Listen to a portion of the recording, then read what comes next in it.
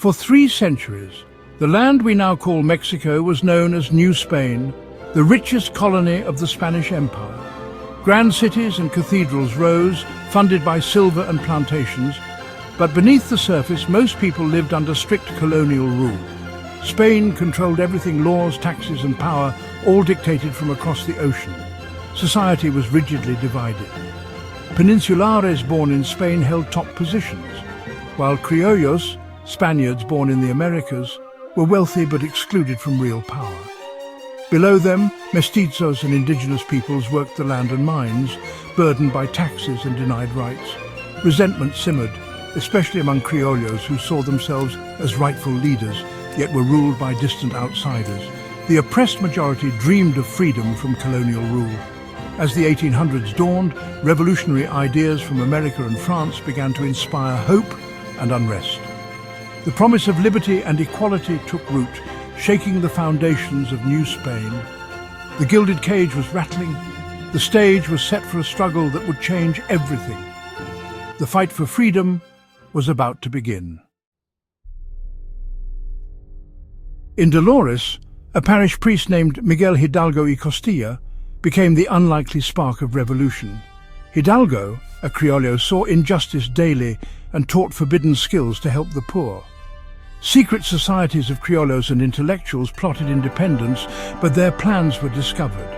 Facing arrest, Hidalgo made a fateful choice. On September 16, 1810, he rang his church bells, not for mass but for revolution. His Grito de Dolores called the people to rise against Spanish tyranny. The poor and dispossessed rallied, armed with little but hope and determination. In hours, a people's army was born, united under the banner of the Virgin of Guadalupe. This was more than a political revolt. It was a social uprising. The long silent masses had found their voice. The roar of rebellion echoed across New Spain. The empire would never be the same. Hidalgo's army grew rapidly, capturing towns and inspiring fear in colonial elites. Their first major victory came at Guanajuato, but the violence shocked potential allies.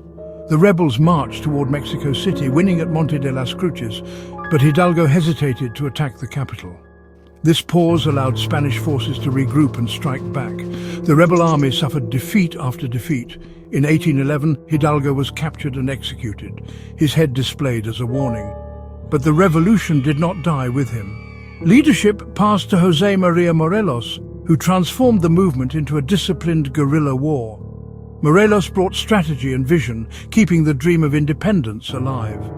The struggle shifted from chaos to organized resistance. The fire of revolution burned on, even as the cost grew higher. The fight for freedom was far from over. A new leader would soon emerge.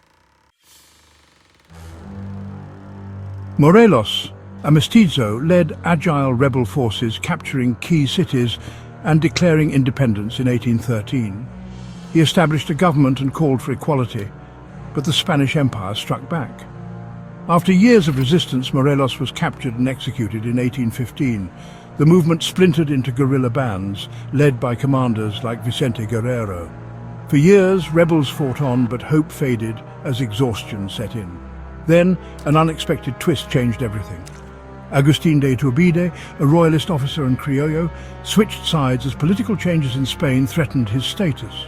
He allied with Guerrero, drafting the Plan of Iguala independence, equality for criollos and peninsulares, and Catholic unity. The 3 guarantees united former enemies.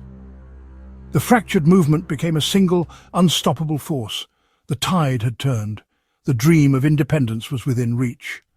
The end of colonial rule was near.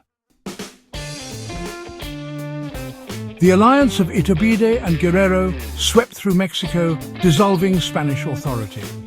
The last viceroy, powerless, signed the Treaty of Cordoba in 1821, recognizing Mexico's independence. After centuries of colonial rule and a decade of war, the dream was realized. On September 27, 1821, Iturbide led the army of the 3 guarantees into Mexico City to jubilant crowds. The cages that once displayed rebel heads were taken down. A new flag flew over the National Palace, green for independence, white for religion, red for unity. The people of Mexico were finally masters of their own fate. The struggle had been long and costly, but it unleashed a new era.